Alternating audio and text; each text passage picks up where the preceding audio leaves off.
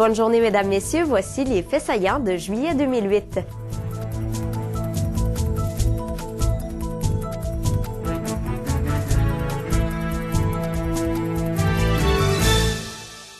L'entreprise spécialisée dans la fabrication, la conception et la commercialisation d'outils destinés aux entreprises forestières d'Expec a investi au cours des 2 dernières années plus de 10 millions de dollars pour se moderniser. Ayant grandement souffert de la crise forestière, la petite entreprise de 90 employés s'est modernisée et a trouvé des niches spécialisées qui lui ont permis de se démarquer au niveau de la concurrence. Beaumont a d'importants projets de développement pour les prochaines années. La municipalité souhaite développer le secteur de l'ancien camping Vincennes, notamment en y construisant une auberge de santé. Le projet évalué à plus de 6 millions de dollars en n'est qu'à l'étape préliminaire de développement. Une firme conseil a été mandatée pour préparer les plans et devis du projet.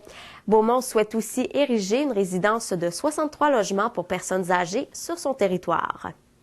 L'usine Les Bois Lac-Frontière de Lac-Frontière a fermé ses portes le 7 juillet dernier, mettant à pied 42 employés. La hausse des coûts de transport expliquerait cette fermeture. L'entreprise effectuait des opérations de rabotage et de séchage, notamment pour l'usine Sartigan de Saint-Honoré-de-Beauce.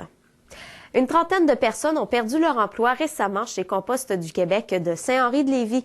L'entreprise avait été mise sous enquête au printemps dernier par le ministère de l'Environnement.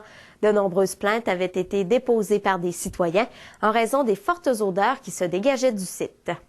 Sursis supplémentaire pour Meubles Morigeau de Saint-François. Le tribunal donne à l'entreprise jusqu'au 18 septembre 2008 pour déposer un plan d'arrangement avec les créanciers. En juin dernier, l'entreprise qui fabrique des meubles pour enfants s'était placée sous la protection de la loi sur les arrangements avec les créanciers. Les résultats d'un sondage Léger Marketing commandé par la Ville de Montmagny ont permis d'apprendre que les citoyens s'opposent fortement à la vente de la Pointe-aux-Oies. Réalisé auprès de 1000 personnes, les résultats montrent que plus de 70% des citoyens s'opposeraient à la vente du site à des promoteurs immobiliers. La municipalité explique ce fort pourcentage par le fait que les citoyens veulent conserver un accès au fleuve. Voilà, c'est ce qui complète ce récapitulatif de juillet 2008. Revenez-nous lundi pour les faits saillants de août 2008.